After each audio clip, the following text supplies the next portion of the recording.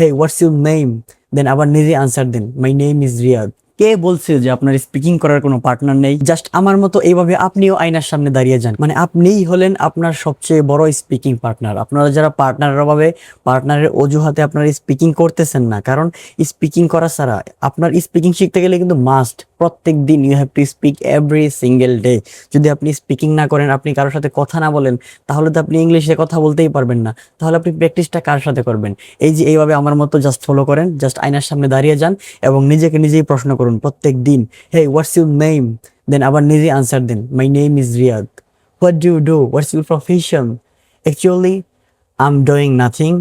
Actually, I'm a student, and right now I am taking preparation for IELTS examination, or I'm learning English because I wanna go abroad for higher studies. So on this later, I will go abroad, and I have completed my passport.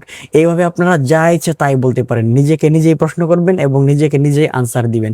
এইভাবে আপনারা প্রত্যেকদিন practice করলে নিজে কোনো partner ছাড়াই নিজেই একাই zero থেকে হিরো হয়ে যেতে পারবেন, একাই 100 হয়ে যেতে পারবেন। ওই যে বলে না, নিজেই নিজেই নিজের জন্য একাই 100 হয়ে যান, নিজেই নিজের জন্য যথেষ্ট হয়ে যান। কারোর জন্য ওয়েট করবেন না, সঠিক সময়ের জন্য ওয়েট করবেন না, কোনো কিছুর জন্য অপেক্ষা না করে জাস্ট আজকে থেকেই শুরু করেন এবং কনসিস্টেন্সি মেনটেন করেন, প্রত্যেক দিন প্র্যাকটিস করেন, দেখবেন সফলতা খুব তাড়াতাড়ি আপনার কাছে ধরা দিবে।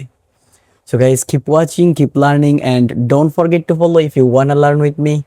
Bye bye.